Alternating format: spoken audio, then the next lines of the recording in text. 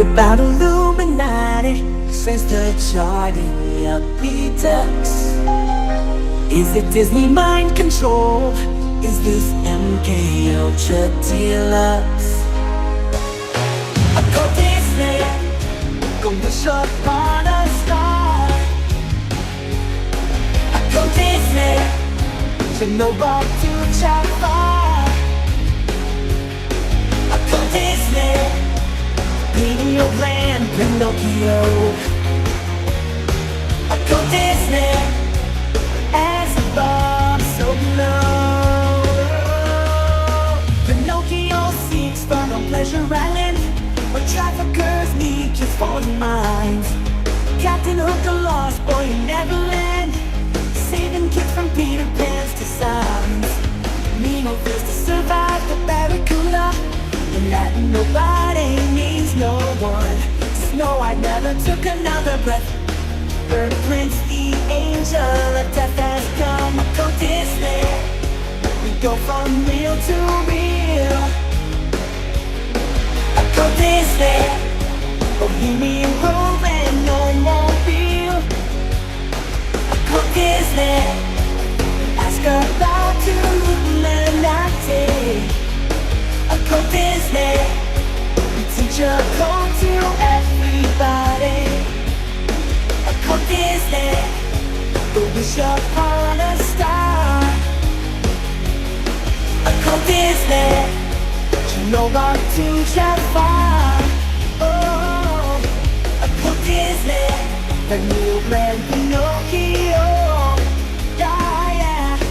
Occult Disney, it's a bomb so we go. Occult Disney, please enjoy the show.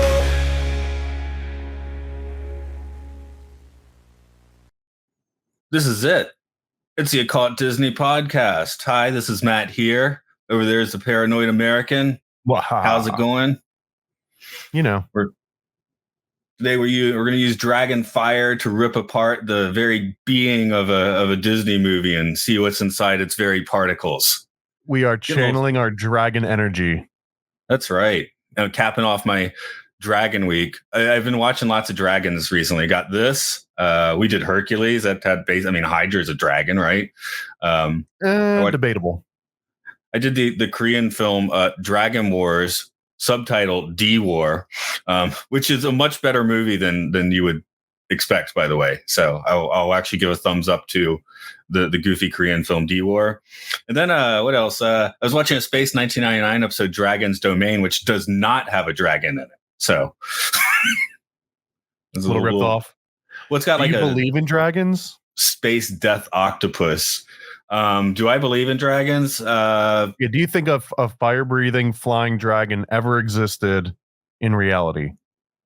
I mean, that'd be badass, wouldn't it? I mean, if you go the dinosaur route and just, not that people were necessarily around for that, depending on who you talk to, but yeah, you could see flying things like that. Here's, but did they breathe fire? Oh, I don't know. We don't know if they breathe fire. I was going to say one thing that probably pertains to China and dragons, and especially Japan, because today's film is Mulan. So they had heard stories of lions and giraffes in Japan, but no one had seen one.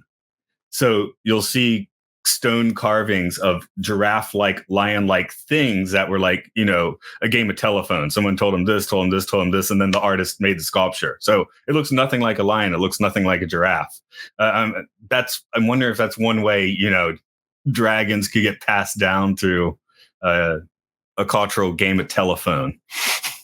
At least they had an excuse. I've seen some medieval paintings of horses, which they clearly had access to for reference, but end up not looking anything like a horse. Like whoever ended up painting it never actually saw one in person. Right. But no, I want to train my dragon. Yeah. See, it's a difficult question because I'm like, yeah, dragon's badass. Rain of fire, turning everything to ash. That's great. Let's do it. But yeah, what's your platform on dragons? I think it's a fun idea. I don't know if they ever existed, and I feel like I would have gotten stuck with like a stoner Puff the Dragon or something, like instead of like one of the cool Game of Thrones dragons. you would have gotten Mushu from this movie. Mushu would have been kind of cool. I mean, I could do with the Mushu. At least he's funny. If you stay with him long enough, he'll start telling you problematic jokes, which are funny.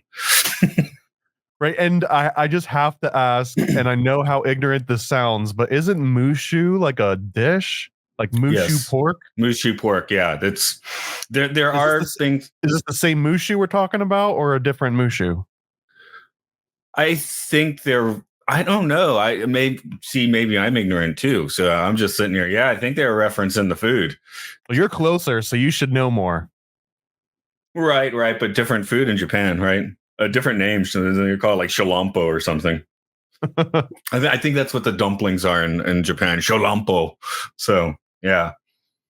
Fried rice turns into chahan, but that's not what they say in China, I believe. So I living in Asia, I have more perspective on something like Mulan, but living in Japan, I also have like a weird disconnect because, I know what it's like in Japan, which is not quite what Mulan is because it's China.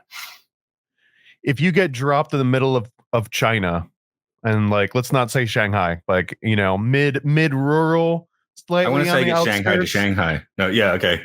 What are you defaulting to? Are you speaking Japanese? Are you speaking English? Are you trying to put together some Chinese that you know?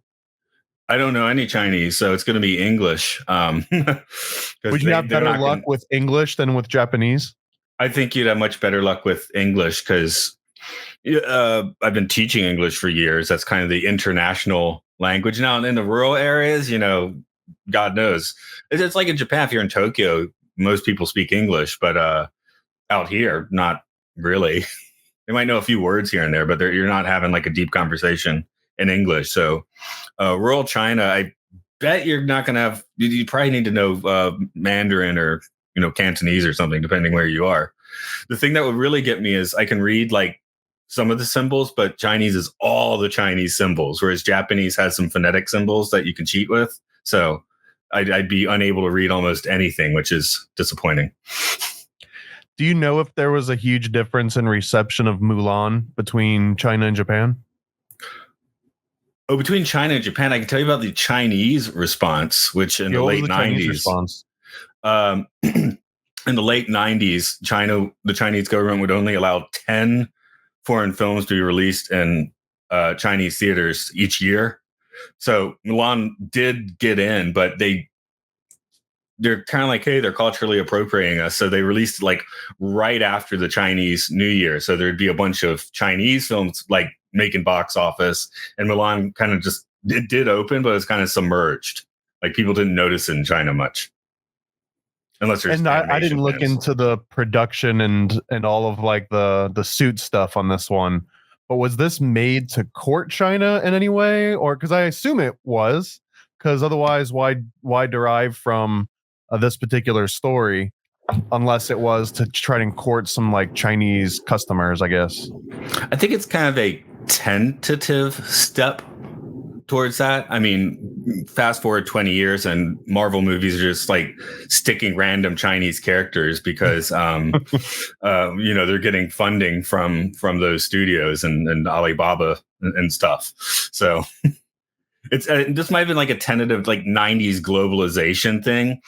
In the production of this film, though, there were people working on it, were working on different things. The dynamic between Mulan and the captain, for example, I think came from an earlier treatment of something taking place in Scotland with like an English prince or something. So at least story wise and where these people were coming from making it, it wasn't all Chinese stuff, but they took a trip, did their research. Maybe they took a trip to Epcot. I don't know, but they had to pay for their own meals too. I guarantee it. Yeah, had to pay for their own meals at Epcot. If you, where would you eat in the World Showcase? Which is your pavilion? For America, food? Man. Are you kidding? America, no, probably Germany, which might not be everyone's first jump, but that or actually take that back. It's Mexico. It's Mexico every freaking time. They've got the best like indoor. It's like in this big volcano looking thing, or it's in like a little cave. Got the nice little ambiance. They got a little river ride. Yeah, Mexico every time. Yeah, yeah. My MO when I would go there would be lunch in Mexico and dinner in Morocco, because you got to get the reservation for that one. I've been to the real Morocco. They certainly didn't. Very different food there, but Oh, I'm sure Disney Morocco is way better. I like Disney Morocco. It's pretty good. I mean, the American parks I know are notorious for not necessarily having good food, but the World Less opium Showcase has too. it. Way less opium in the Disney Morocco. That's how they get you coming back. Now there are those foods sometimes where you're like, am I addicted to this food? Are they putting something in it? Maybe I'm addicted to MSG. I don't know, but there is a kind of Chinese Korean fried rice thing that I would just get every week until that place closed. I think they're putting crack in there. I mean, if it's good, then I don't think anything should be off limits when it comes to culinary. If a little bit of crack or a little bit of whatever works, then I think that should kind of supersede any sort of laws. Just that picks you up a little bit, picks up your day. Although I don't think there's any drugs that really taste good. I can't think of a single drug that tastes good. Drugs that taste good. I don't think they exist, man. I mean, you can put certain drugs into things that taste good and like mask the taste, but I don't know of a single drug that just by itself, like straight off, just tastes good. Yeah. You put LSD on the sugar cube. I mean, maybe somebody likes the taste of marijuana. I don't know. I think you'd have to like trick yourself into it though, because if you like that, then you would also just like chomping down on fresh oregano too, which I guess isn't bad, but I don't know. I wouldn't consider it tasty. It's like, I go to a bunch of hot springs and stuff, and sometimes they're volcanic baths, and sometimes they have a sulfur smell. So now if I smell sulfur, it's almost like, oh yeah, thinking about a hot spring, how nice, instead of noticing that it smells like an egg fart. Yeah, or just like a Florida lawn watering and just all sulfur. Yeah, but I associate it now with hot springs, so it's not a bad smell to me anymore. So I'll be walking with especially other Americans. They're like, "Oh my god!" I'm like, "Fine, I want to go to a hot spring now." So I guess I tricked myself into. I don't know if I'll go as far to say like it, but it's more pleasant. I think I feel that way with gasoline. Yeah, I don't like gas because I got this. I've heard that's a genetic thing too. That the people that smell gasoline and enjoy it versus the ones that don't. Outside of huffing, like if you take the huffing part out, just like the enjoyment of the smell itself is kind of like a genetic thing, almost like asparagus and pea. Like I hate the smell of freshly cut grass, and I understand a lot of people like it. So, well, that's probably just childhood trauma. Well, also it just clogs up my nose, so it gives me a little sinus headache. So I don't like it, and yeah, I get paid a full $1 for mowing the grass when I was a kid. One crisp, shiny $1 with Susan B. Anthony. Trying to make myself sound old. We got wooden nickels back in my day. You said you watched Mulan twice and prepped for this. Had you watched it before? I watched it one other time previously when the movie came out, and I fell asleep during the movie, but then I rewatched the cartoon back then. I don't know how long ago that was, but yeah, so that was the only time I had ever actually seen it. At this point, I was completely sort of a big boy, and I didn't watch Disney movies for babies. So that's where I was at this point. I was out skateboarding and causing trouble and maybe getting arrested at this point. Yeah, so I wasn't in my Mulan phase. This was my first year of university when it came out. I don't even remember if I went to see it or not. So I'm gonna guess probably not. It's another one where I don't remember when I first saw it. It might have been like 10 years later when I just catching up on a few of the ones that I had never seen. And I know I watched this one with my daughter once because we got the Blu-ray here with the Japanese on it to be extra confusing. But it wasn't one of those ones that you wanted to see over and over. So I've only seen it maybe like 2 or 3 times total. Okay, so it wasn't a hit even with your daughter. No, it wasn't a hit with my daughter. I don't think it's bad at all. I mean, it's a fine movie. I didn't fall asleep this time, so that's good. But yeah, it's I liked kids. Yeah, I with thought little it kids, was you just don't know what's going to attract and what doesn't. Like, she never took to the Muppets, which was kind of sad for me. you were really hoping for that one. I was hoping for the Muppets. Yeah, she got. I mean, I think part of it is that it lacks a little bit of that ADHD dopamine nonstop triggering with like flashing bright colors and like the big audacious songs. This one was a little bit more low key, and it also felt very cinematic in a way that some of the other ones kind of didn't. Especially with just like the slower camera movement and sort of like more just traditional cinematic techniques that I don't remember seeing in some of the earlier films. Yeah, I'd say especially for the captain and Mulan, they're probably characterized a lot better than characters are in previous Disney movies. Like, there's a little more to the script here, just character wise. So that's kind of nice because again, we go back to Cinderella where she's basically like a cipher, you know.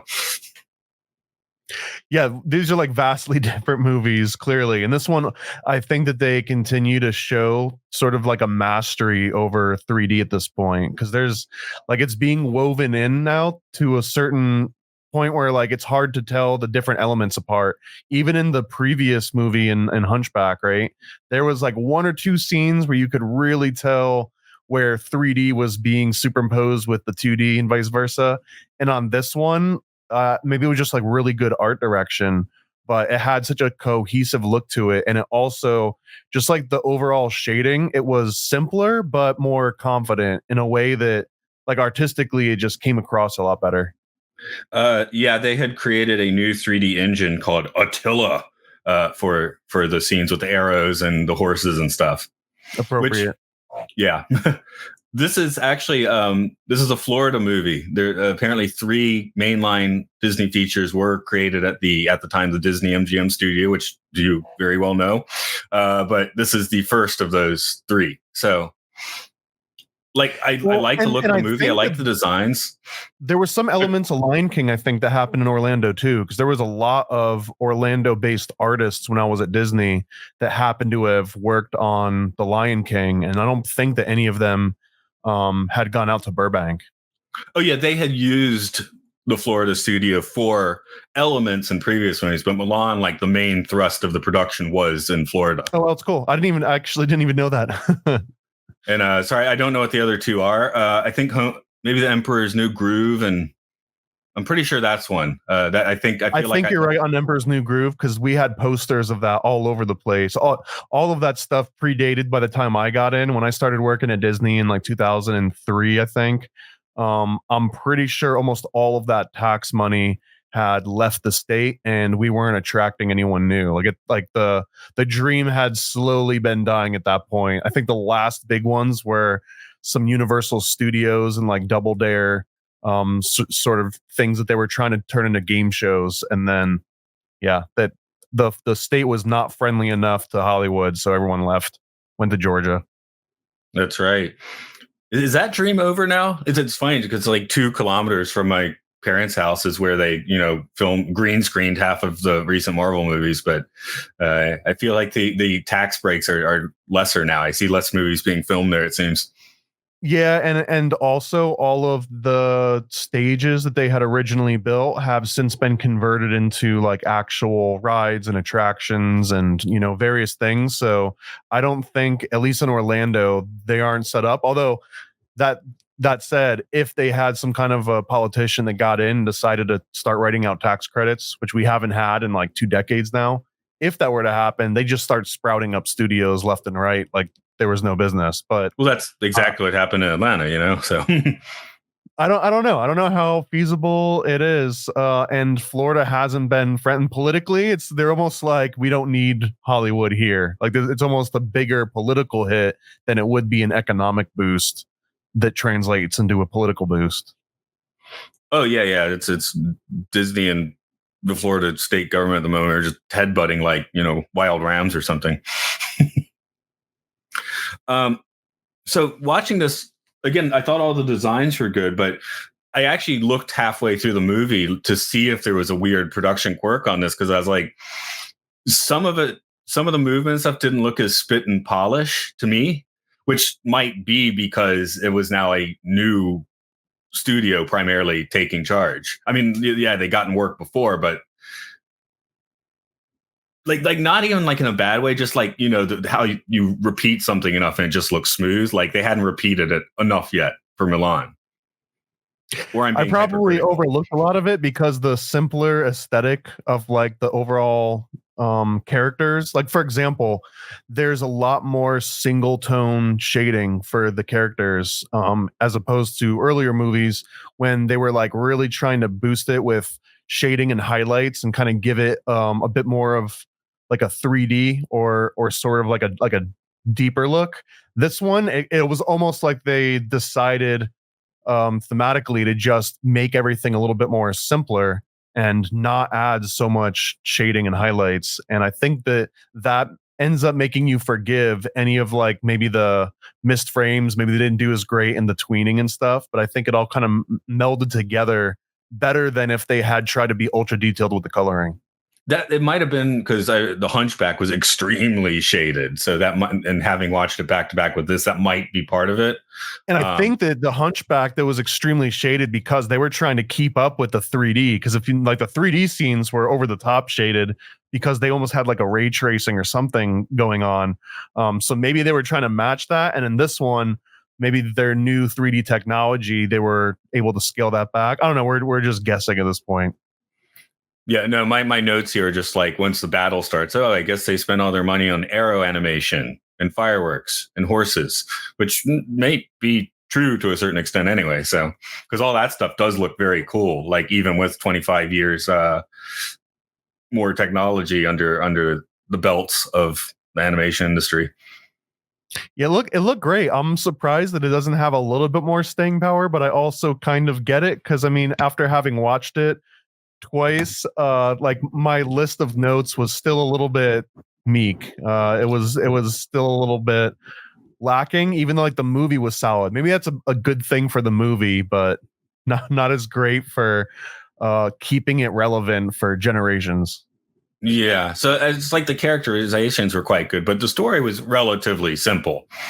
It's a little shorter than the last two we watched, which is kind of nice for people that are time managing their time for lots of podcasts. But I mean, you can just watch things at like two or three speed at this point.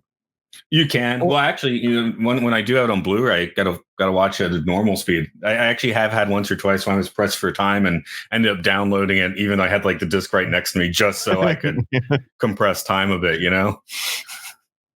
I mean, sometimes the pirated versions have more benefits than any retail version possible. I wish there was a way that you could just straight up pay money and then download like an MKV file or something and just have it. But we haven't evolved to that point yet.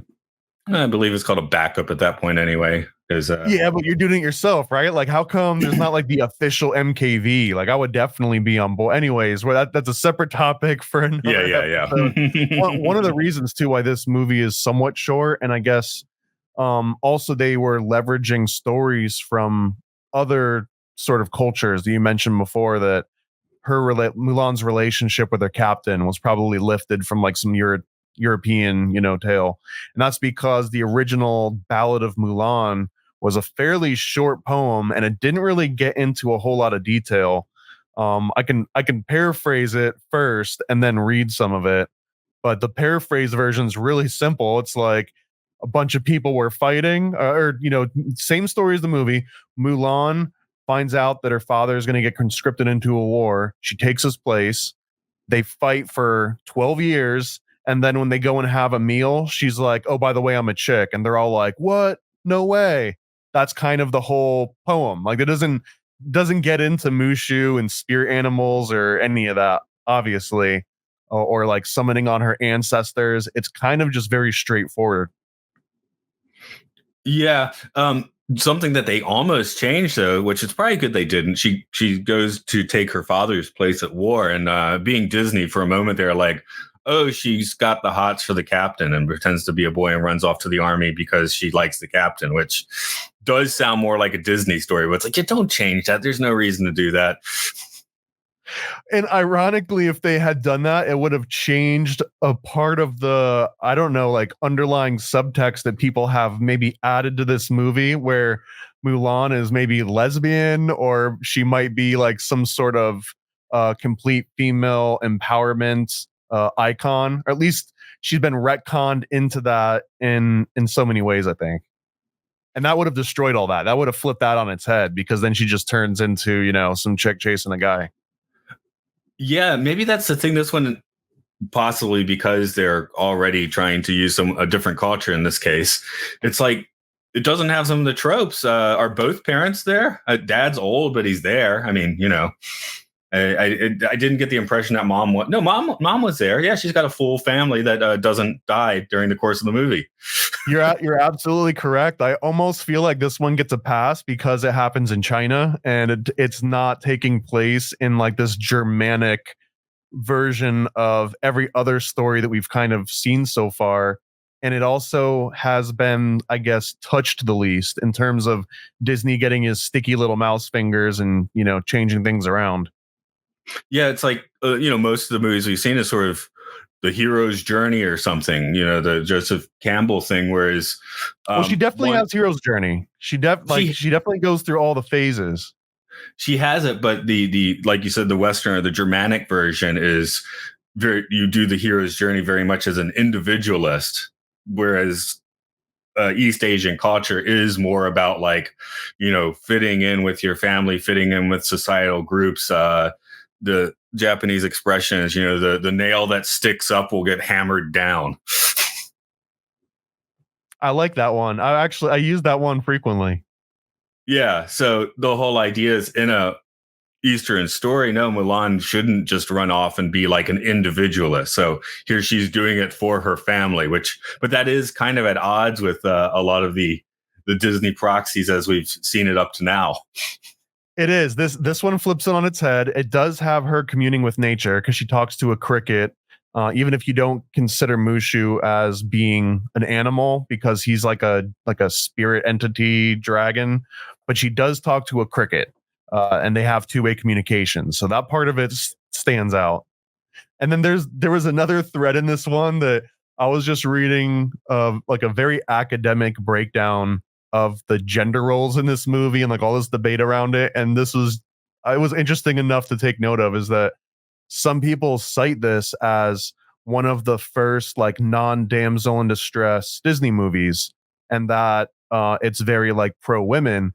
But then there was a whole other thread on why traditional people that look at traditional relationships and even like a patriarchal society also sees this movie as good, because ultimately it's a female putting it all at risk to protect a male, to protect the patriarch of the family. Like she's actually sacrificing herself to protect, the patriarch. So it kind of pleases everyone for all reasons. Yeah, that was kind of in the writing. That was kind of the argument for not changing it in the end. Just it made so much more sense the way that it's on screen and that it is in the original story. So I was looking, just on the cricket. Apparently nobody wanted the cricket. Roy E. Disney suggested Mushu. Veteran story artist Joe Grant created the cricket character, Cricky, though animator Barry Temple admitted the directors didn't want him in the movie. The story department did not want him in the movie. The only people who truly wanted him in the movie were Michael Eisner and myself, because I was assigned the character. So Eisner liked the cricket, and that's why the cricket's there. I get that, because the cricket doesn't really serve a great purpose. I think they put him in like one or two key moments, and other than that, there's no real need for it. They totally should have Jiminy cricketed that character, so it would have been more of, more of a Jiminy Cricket thing. It would have been cool as an inside nod, I think. That bit I was reading goes on a little more, where he's saying we're in story meetings. I'd be like, well, so where's the cricket at this point? And everyone's like face palming, like, dude, like, God, for the love of God, can we forget the cricket already? I've been in those meetings. They're fun. Oh, when you know someone's got like a very specific like passion part of it, and like they're just not letting go of that because it's their one thing. So when the movie comes out, they can tell everyone like, I did that. That was my idea. You know what I mean? A lot of people go into those meetings with those like little things. I guess the secondary animal companion role is always a kind of thankless one in Disney movies. I I mean, that mentioned. should have been the sacrifice. They should have sacrificed the cricket at some point. There we go. Yeah, we got Rapunzel's gecko or iguana, which I mentioned. I guess Flounder is the most successful one because people at least remember Flounder. So, And Sebastian. well, yeah, Like, it Sebastian's was like point animal companion. So Flounder's kind of like, second position. Well, yeah, I guess in sort of popularity, but I think in terms of the movie, isn't Flounder the number one friend because he's around the most? And Sebastian is Actually, almost like a wise old man archetype more than a sidekick to her. that might be. Yeah, maybe I'm thinking popularity. So no, nobody cares about the cricket. Get People your remember Disney Jungian archetypes in order, my friend. But people remember Eddie Murphy as a dragon. When that's Yeah. what I think of when people say Mulan. Oh, that's Eddie Murphy as a dragon, right? Before he's proto donkey, basically. They should have kept him on and never let him do donkey because he completely transforms into donkey after this. Yeah. Well, this is halfway there. Although I have not watched Shrek in some time, so I cannot parse out the smaller differences between Mushu and Donkey. I guess Mushu has more dragon powers, but bad dragon powers. He's a good puppeteer. So I got some of the I'm not going to read the entire thing.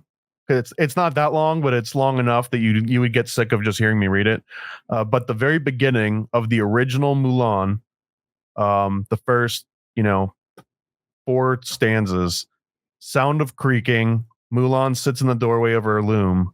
When the loom grows silent, we can only hear the sound of her sighs. Girl, who are you thinking about? Girl, who do you long for? And then she says, there's only one man I think about. There's only one man I long for. Sounds like a Disney romance movie already. But last night I saw the conscription notice. The Khan is issuing a great draft. 12 volumes of battle rolls, each one with my father's name.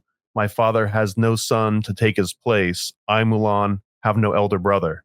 So she basically just talks about, like, I'm willing to do this. I'm willing to go into battle. So it just talks about all the battle, and they go to all these places, and then they finally get together after 12 years of fighting together, Mulan and her homies. And she says, I take off my military robes and put on my old clothes. I sit in front of the window and comb my hair. I go outside to see my comrades. They're all shocked. We traveled together for 12 years, but we never suspected that you were a woman. And then this is the final line.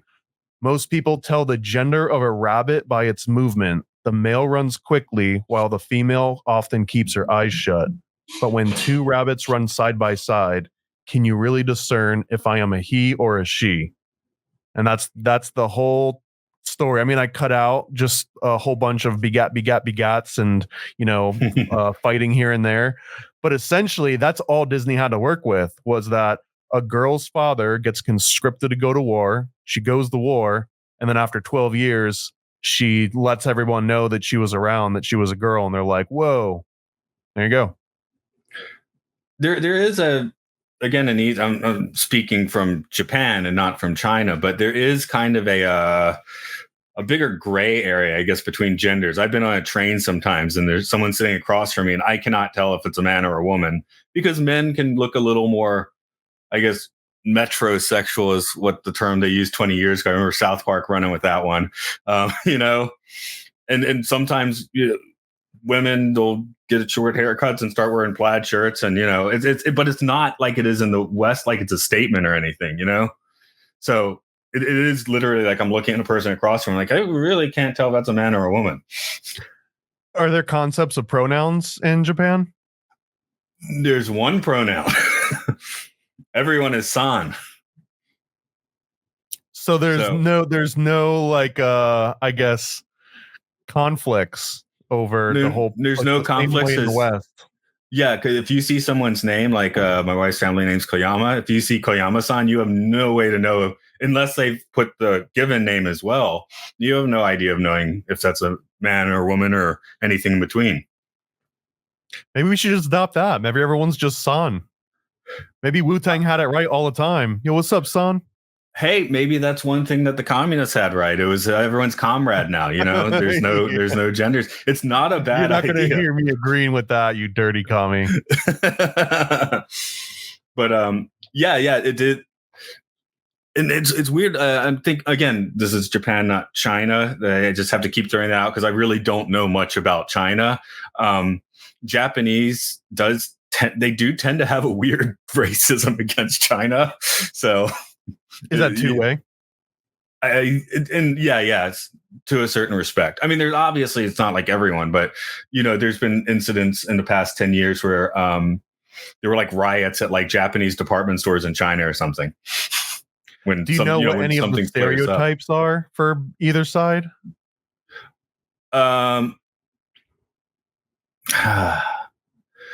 mean, there's just kind of a distaste. There's also weird fascination. That's the thing, because the Japanese uses Chinese characters. Elements of religion, things were passed over from China. So old China's cool.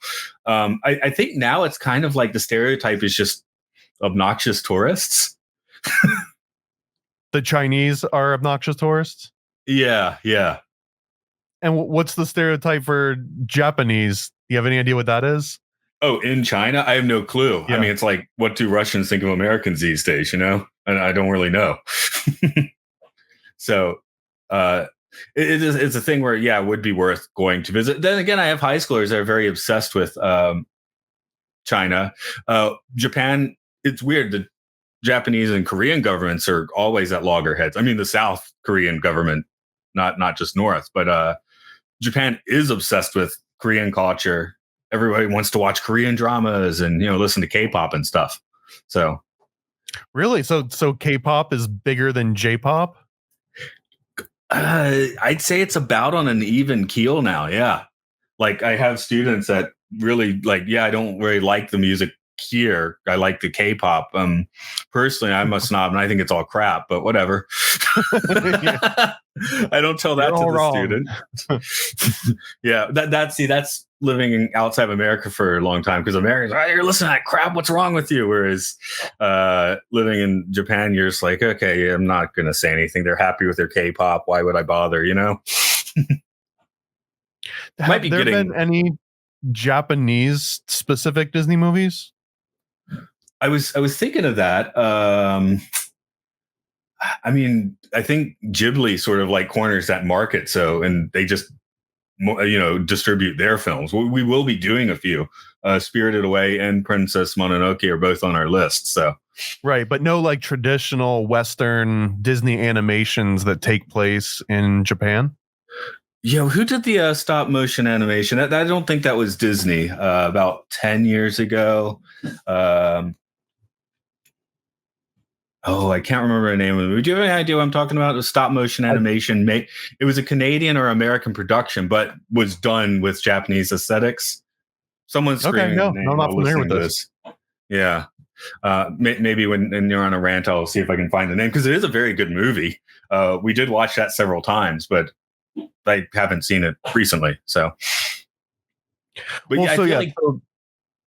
well, this particular Mulan, I think I want to just talk about some of the things that they say that they probably wouldn't be able to say again now, and not in like a woke way, but just in, I don't know, like I assume some of these lines might not have flown very well even in China when this was released, but there's a lot of references to I guess she goes to see her ancestors, and they're all talking about how everyone becomes an acupuncturist, which I think is like that Jewish joke about how everyone else's kid is like a doctor. But they're all saying this to Mulan, and then somebody almost like in a background voice is like, "Well, we never thought that your great great granddaughter was going to be a cross dresser." And then there's like a record scratch kind of moment, like not literal one, but the music kind of stops and they pause for a beat there. So there's like this whole underlying tone of sort of ostracizing and making fun of Mulan for sort of the social awkwardness of pretending to be a different gender, which completely has been changed in the last 20 years. But it's weird seeing how that is sort of like the butt of the joke in a few different places here. Oh, It gives me nostalgia in a weird way. your rant was long enough. I do have the movie I was talking about. It's 2016. Kubo and the Two Strings. It's an American production that is all Japanese iconic, images and stuff. And it's quite a good movie, but yeah, it looks like Leica is a production company and then Universal distributed it. So it's not a Disney. So I think Disney just kind of no Disney Japanese movies so far, if we don't count Ghibli. Ghibli? Is this like Ghibli. a GIF? Ghibli. Yeah. So it's, they kind of, I don't know, when Miyazaki just, you can't really, it's kind of a high bar to approach. Well, I wonder, would Japan even accept like a traditional Disney movie with a Japanese princess? Is Disney even capable of making their own traditional Disney movies anymore? I don't even know if it exists. Well, about 20 years ago, there was Kubo.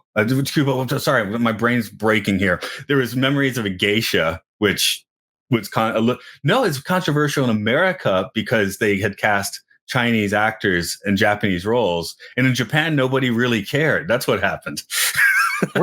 That's kind of one of our biggest exports now, is concern for other cultures that don't care as much themselves. Like, we're really good at exporting that. Yeah. I remember it was actually an American controversy, and it actually did okay in the Japanese box office. They liked it. So there's that. They're just not progressive enough over there to know what's good for them. That must be it.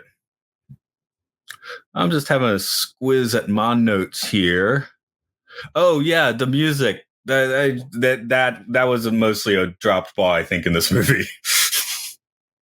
So I guess I'm not a big fan of musicals, so I was happy at how short and just, non-plus all of the songs were. It was just like, let's keep the movie going. And I guess that's part of the reason why it felt cinematic to me, is because there wasn't this, like, I don't know, over the top reason to just keep shoehorning in another song over and over again.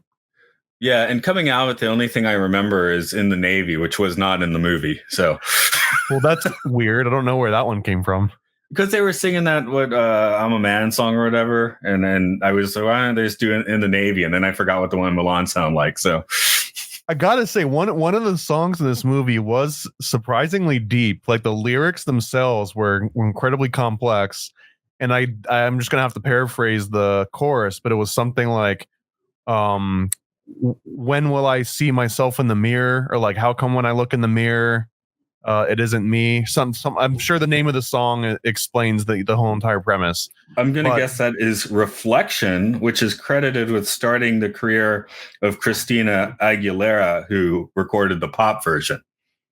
Really? Okay, that's interesting. So yeah, the song that I guess got Christina Aguilera started, that was a very good song. Like, I'm not saying musically, but the lyrics for it. Oh yeah, hell, musically is my favorite song now. I've been listening to on repeat.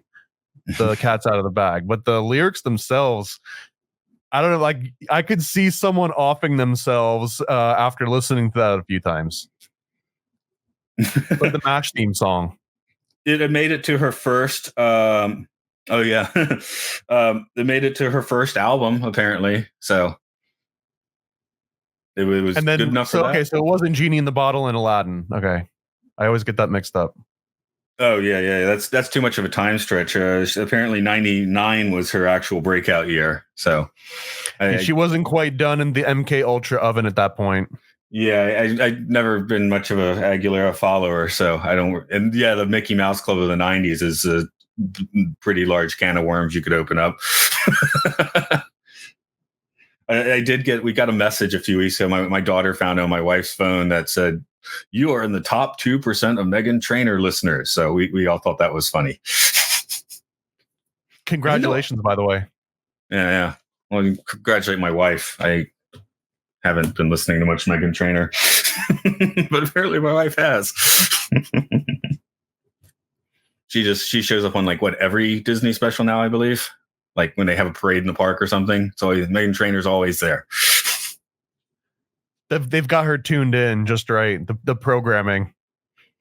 Yes, she's on their frequency, like literally.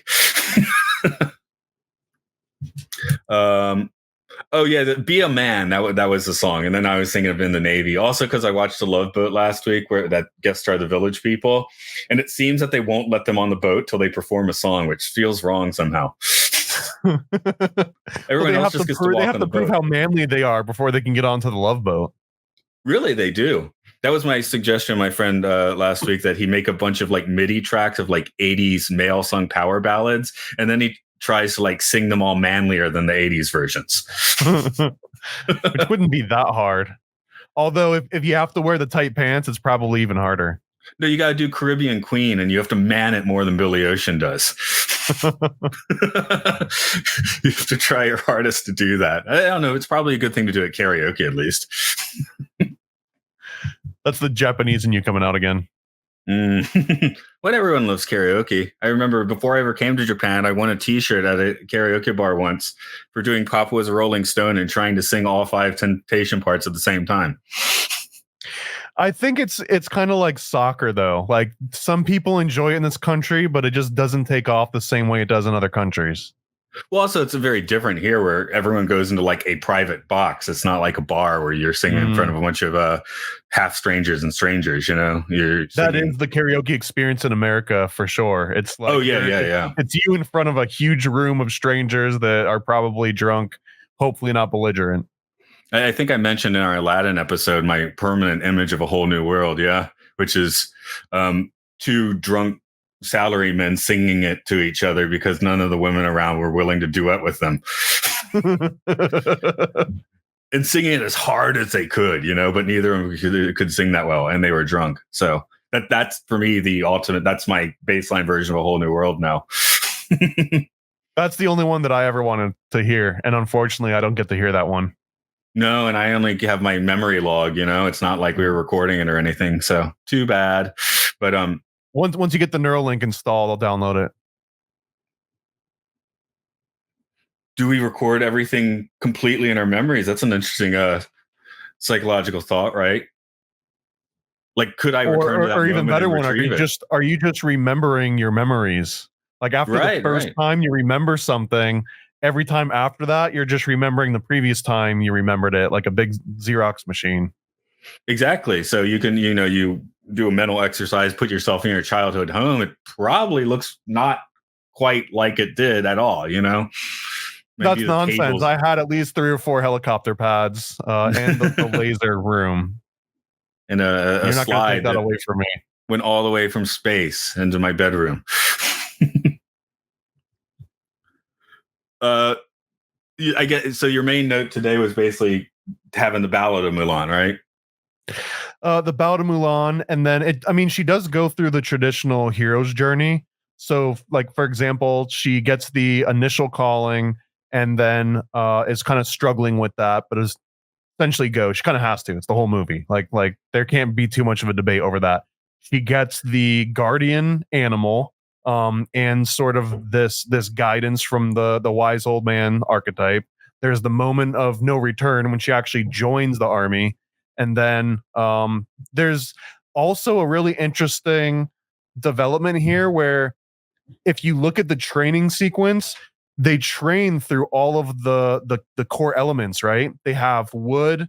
They have one where they're using like ironworks. They have one where there's fire being used. They have one with water where they're like splashing water around. So they go through all these different elements, and then the big crescendo at one point is this big avalanche scene, and you could kind of construe that as showing that she was learning how to work with each of those elements individually, which I think is sort of a very Eastern sort of philosophy. And then the culmination of all that is that even though in the movie it looks like she inadvertently does it, she kind of has they kind of have control over that avalanche, and that kind of symbolizes her mastering nature and therefore mastering all those initial elements that they had been training before.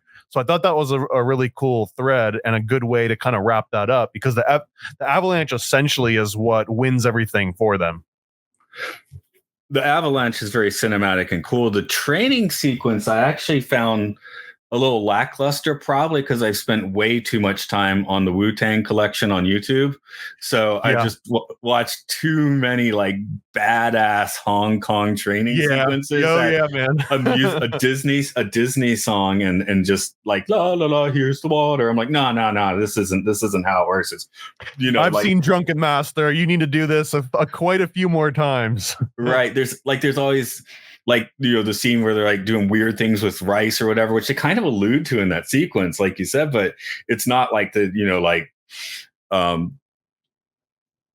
chess boxing or something where they're just doing insane acrobatics, which you could do in animation, but I guess it wouldn't be as impressive in animation. Because I really do believe that the Disney one, they're trying to show those elements, which is a different end goal than showing that really badass Wu-Tang. I think the closest version of that would be Kill Bill, right? Kill Bill did a great job of kind of replicating some of that like hardcore Wu-Tang style. And I know it's not originally called Wu-Tang. They bought that after the fact and then put their name on it.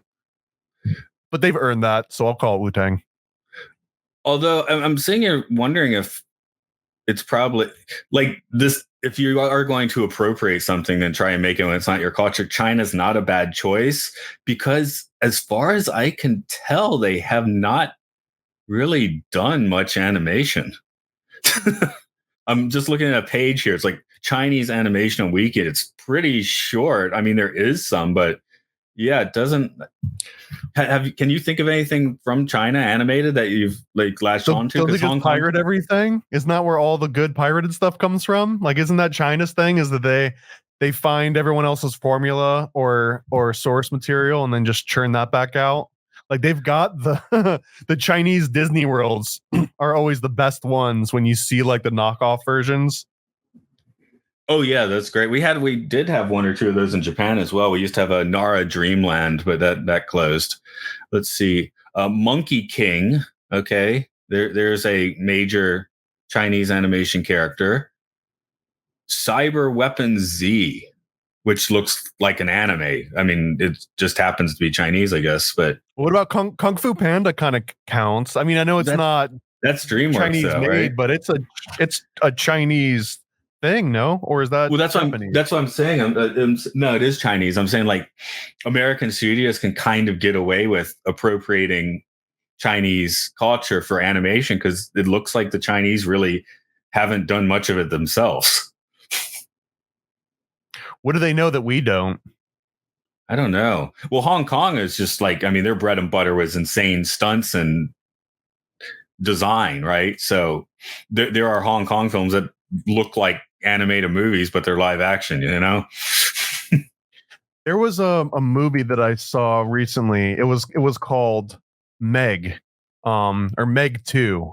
Do you know anything about this? The Meg with Jason. So The Meg is the first one, and then I saw Meg the first 2 one. Was so I saw Meg 2, I think maybe before I saw Meg 1, but that, in my opinion, is like the future of China and America working together. Like the movie has all the budget, but like there's no chemistry. Like the story is there, but you don't care about it the whole time. Like there's a shark there, but you don't care about it. Like everything is done in such a great way, but nothing develops any sort of relation to you. It's almost like going to like a Chinese buffet, but like nothing has any flavor, or it just has enough flavor that you can tell the pieces apart, but it doesn't like, punch you in the mouth with anything. It's kind of how the Meg 2 comes out, but I also feel that that's sort of this weird future because the Meg 2 was sort of this combination of like American writing and American stars and American style action,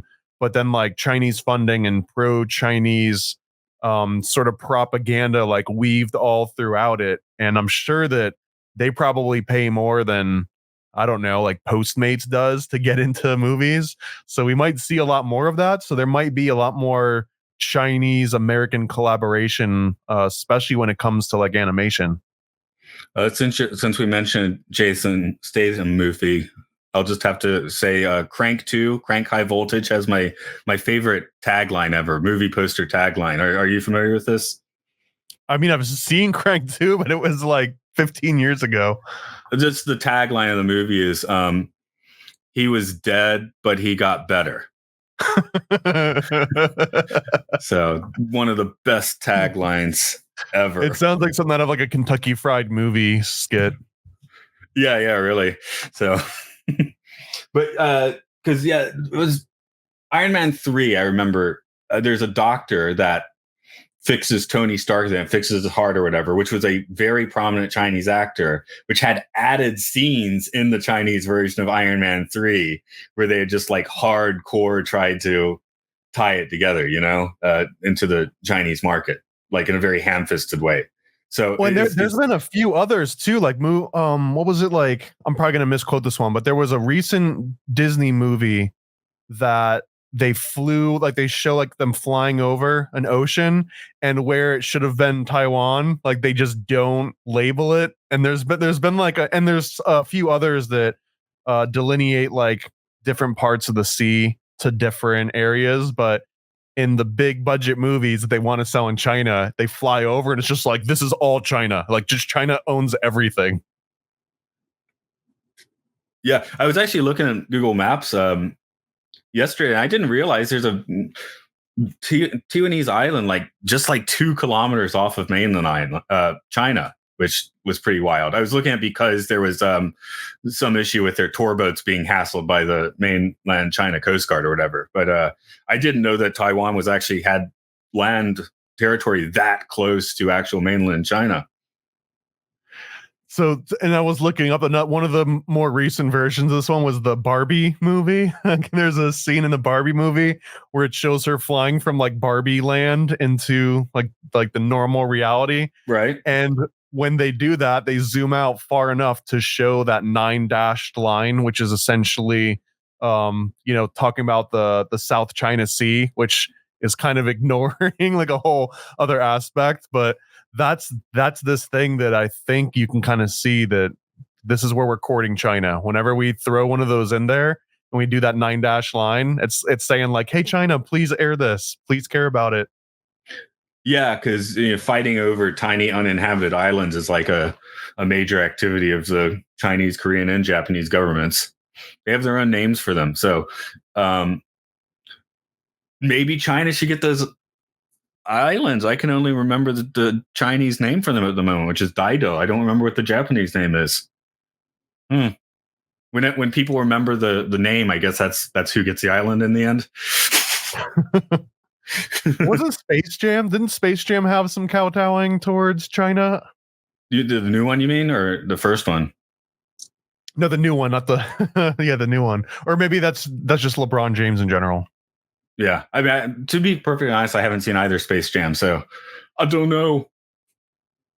The other big one was John Cena, right? Isn't John Cena like speak fluent Mandarin at this point? Does he? Okay. I don't know. I think it's John Cena that I'm thinking about. I mean, if you're an actor, then that's certainly something to get a little leg up, isn't it? Not only does he speak nearly fluent Mandarin at this point, but I think he has publicly apologized to China on Chinese national television for acknowledging Taiwan at some point. It's interesting. Because he's also supposed to be the foot in the door to get wrestling big in China. So that's kind of like his role, is to be the liaison between professional American Western wrestling and just the whole country of China. Almost like Dennis Rodman representing basketball for North Korea, just a different scale. I'm having a look through my notes. I think I pretty much said what I wanted to say. Oh, when they're beautifying Mulan at the beginning, it just made me think of in Japan that traditional geishas actually have black teeth, which I don't know if that's common knowledge. I never heard that before. That's wild. Yeah, they put like charcoal on their teeth, so it's white pale face, black teeth is the traditional. A lot of them don't do it now because it is an off-putting, look to modern people. But if you really want to do it old school, you do it that way. So that's you probably Weird. I honestly, now I'm visioning like a horror movie, like Yeah, Killer Geishas. yeah, sure. Why not? That sounds great. Mm, What's up after Milan? oh, you mean our next movie? Yeah, what comes after Milan?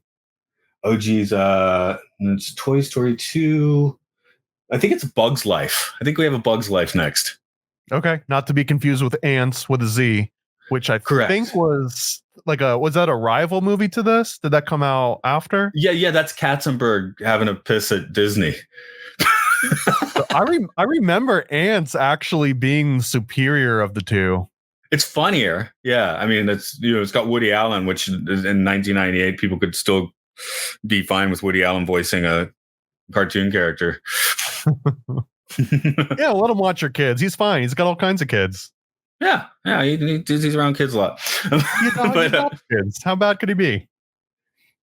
But yeah, that was very specifically Katzenberg being, oh, you're going to do that? I'm going to do something like that too. Because sometimes you got movies that are kind of similar, just seem to come out at the same time. The whole Deep Impact Armageddon thing, But in this case, I think it actually was asylum films. I don't know if you've ever paid attention to some of the opening credits, but a large majority, for example, when like Snakes on a Plane came out, like Snakes on a Train will come out, or like when Transformers comes out, a movie called Transmorphers will come out, and they'll look so damn close to the movie that you want.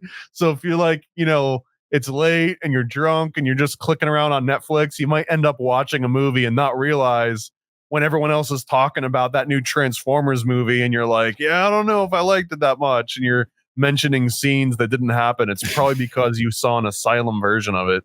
You saw the mockbuster. Yeah, or grandma buys it because she doesn't understand the difference. There's some good ones because they also will do that with like sleeper hits. Like there's movies that aren't big blockbusters, but they're like, mid-range movies. Like there was one that was called like Tunnel 13. I'm making that name up, but it was something like that. And Asylum came out with one that was like Tunnel 14 or something. And I think that I saw both, and then the Asylum one was as good. So they're don't always ignore them. No, I told you I was doing the Dragon Wars D-War last week, and we were having this mockbuster conversation. The name Transmorphers did come up because I was kind of putting out like maybe one of the problems with that particular film is everything about its marketing makes it look like a mockbuster, but it really isn't. It's just it was a South Korean fantasy adventure film that was a little derpy. I mean, it was not the best movie ever, but it was. We all thought it was watchable, so. We didn't know why it was on the bad list. The criteria changes over time, especially like, again, after having watched every single feature-length Disney animation from the 1930s up until the 90s, right? We've seen the last 60 years worth of animation chronologically, like meticulously watched it and took notes and everything. Like I watch Disney movies completely different now than when I started. Yeah. And there's even facets we're not looking at, like the weird world of about this time period when, you start getting all the direct to video sequels, the return of Jafar, which I think Jafar returns for the last 5 minutes of the movie, and they spend $10 on animating it. And Homer Simpson is the genie now. Yeah, we're gonna have a lot of direct to videos. Well, we're skipping direct to videos, aren't we? I'm skipping those. There's a few that make it. Jungle Book 2 was going to be direct to video, but got a theatrical release, so that's on our list. Return to Neverland was going to be direct to video, and they decided to go ahead and put that in a theater, so it's on our list. And lucky for us. Let's see. Oh, Lilo and Stitch, which that was the good call, I think. That's where like, well, yeah, this needs to be in the theater. So, the original Lilo and Stitch was going to be straight to video? Yeah, the original Lilo and Stitch, I believe, was actually straight to video, and they realized this is good. Don't do that. Isn't that wild how wrong they seem to be consistently on what they think are going to be the A, B, and C movies? It's almost like they could be just throwing darts at a board for some of these. Well, in that one, at least they had figured it out before it was too late. So yeah. I think Toy Story 2 and 3 at different points in time are going to be direct to video. And wow, that blows my mind because those were both pretty big blockbusters, weren't they?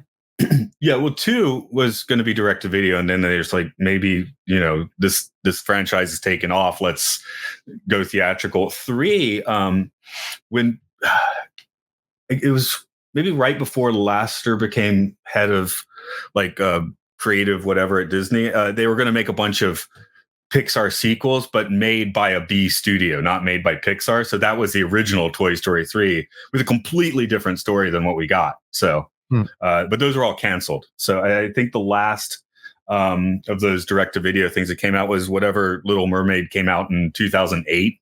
Maybe it's like the Little Mermaid 3. I don't remember. So, I mean, that's the thing. People don't remember these movies. You don't remember them while you're watching them for the most part. Although I've been told Cinderella 3 is so bonkers that it's actually kind of worth it. I can't remember exactly which ones that I've seen, but I don't know if it was a Disney one, but there was like a Titanic movie that is an absolute fever dream.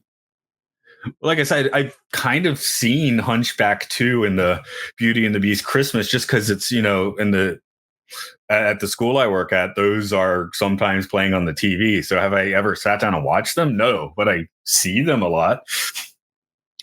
There's a really old episode of JonTron where he watches a whole bunch of Disney bootlegs, which is worth checking out. Have I mentioned Japanese Tom and Jerry before? Not Disney, but I think you have, but remind me. Just they've dubbed voices over a lot of it. Not that they're having conversations. Just now, when Tom is chasing Jerry, he'll be like in Japanese, like "I'll kill you," and they talk. It's weird. That is weird. I guess the idea being that they think kids won't pay attention if nobody's talking. So, do they do that for Itchy and Scratchy too? Simpsons aren't that popular in Japan. So, really, yeah. But Tom and Jerry are. Tom and Jerry very popular in Japan. Yeah. I mean, they're on T-shirts. You'll see. Yeah. Tom and Jerry are all over the place.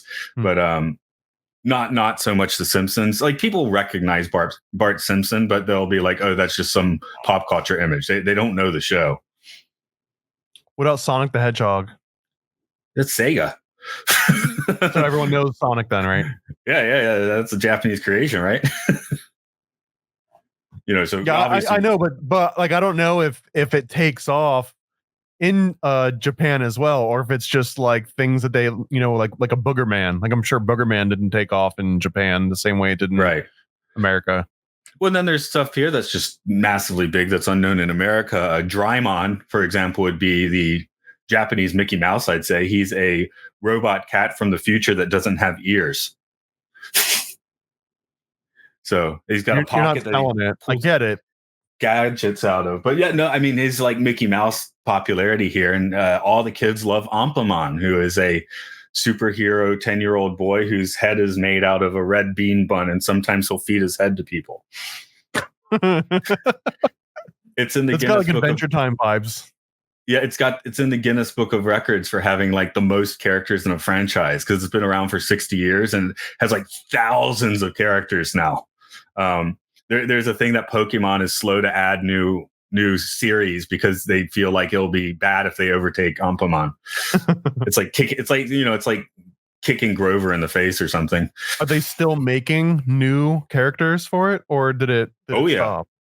I mean, the original manga artist, he's dead. He's not, but I mean, there's a theatrical movie every year. There's always Let's Go Ampamons on TV, but it's so everyone in Japan knows Ampamon, but not in America. So it's kind of like that. Like, here they don't know the Simpsons. I keep on going on how I'm a massive Trekkie, but Japanese, like, almost nobody knows what that is. So Star Wars, they like the prequels.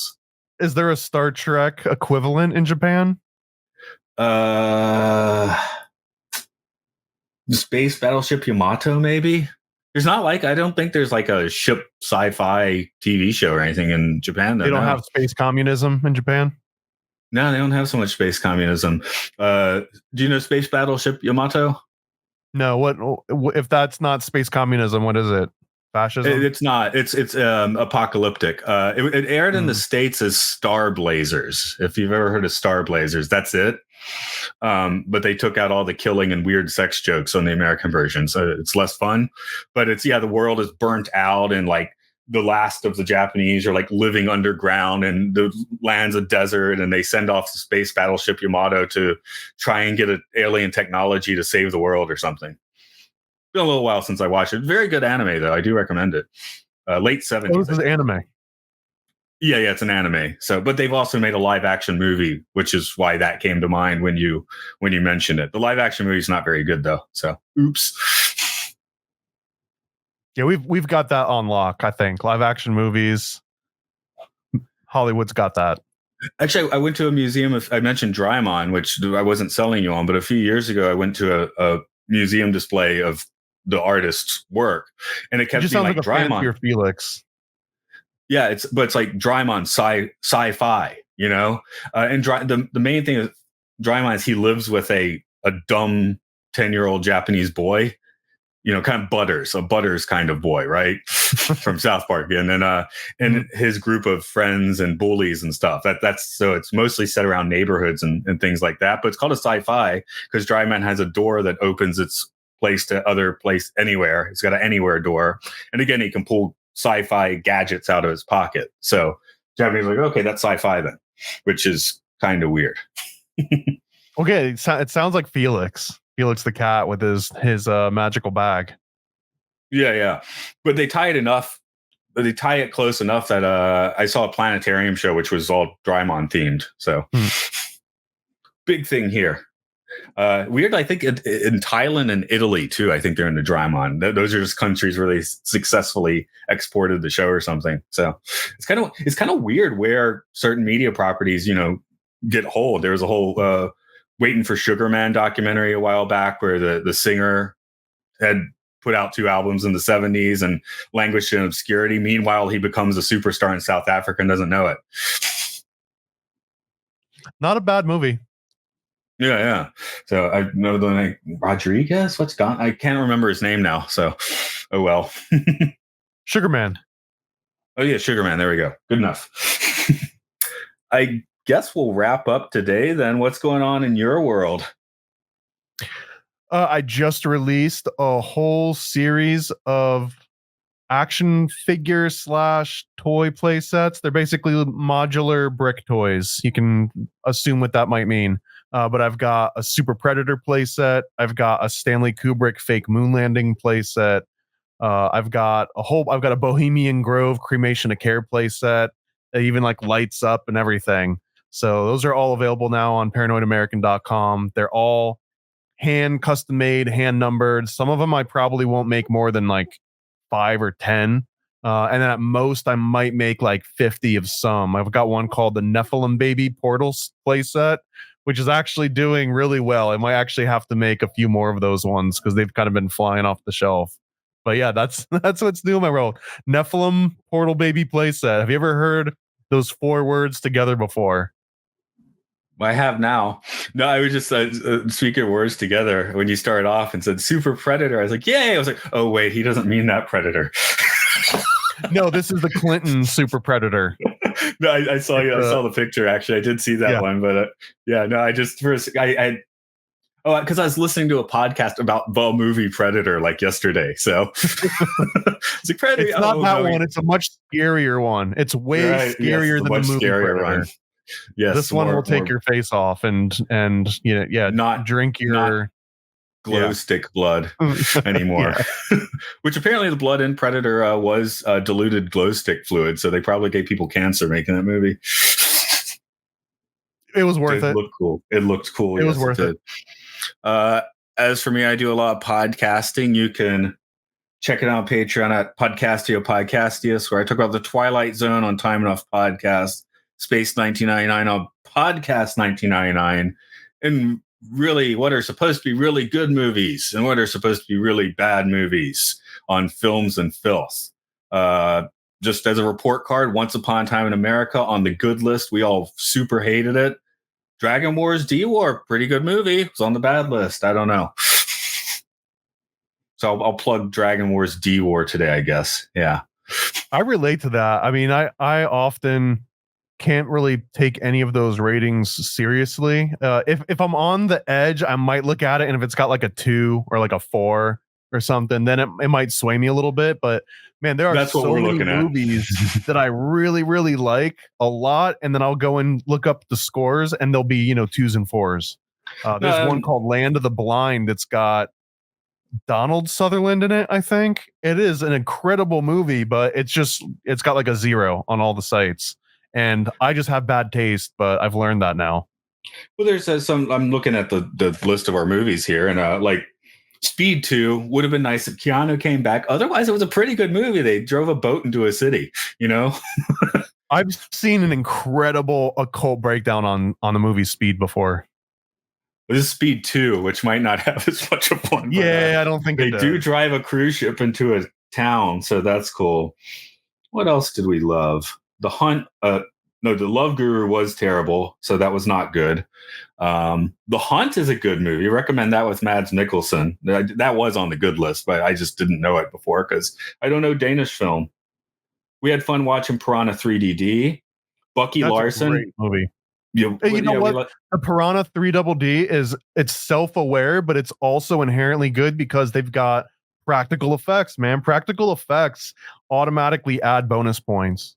Yeah, sure. Bucky Larson, Born to Be a Star. We did hate that movie. That was a bad movie, and I did enjoy watching it, but we did give ourselves brain damage watching Mac and Me. I'm pretty sure.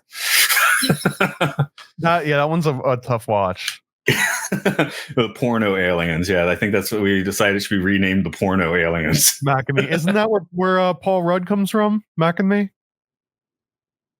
Oh no, Paul Rudd uses that as a reference a lot. He has a running joke about it, but he is not in it himself.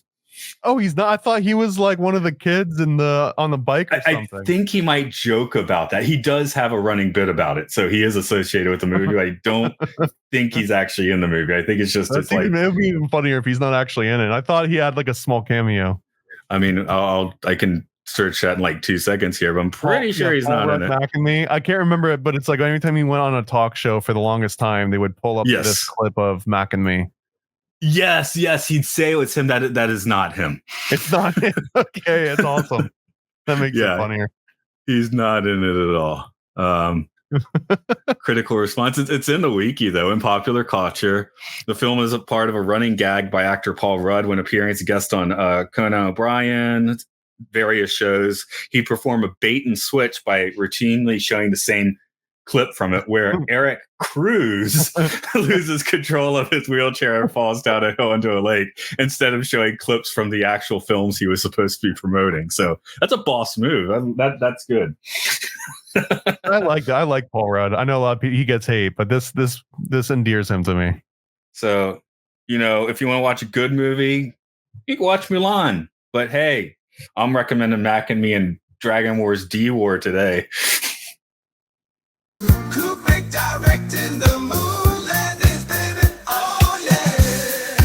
The fake moon landing playset comes with a movie director, camera, fake moon rocks, and 2 astronauts. The Paranoid American playsets, collect them all. New from paranoidamerican.com.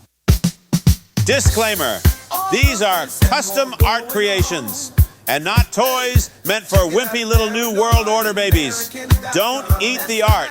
Don't sue the artist. For more details, visit paranoidamerican.com. Check it out, Paranoid.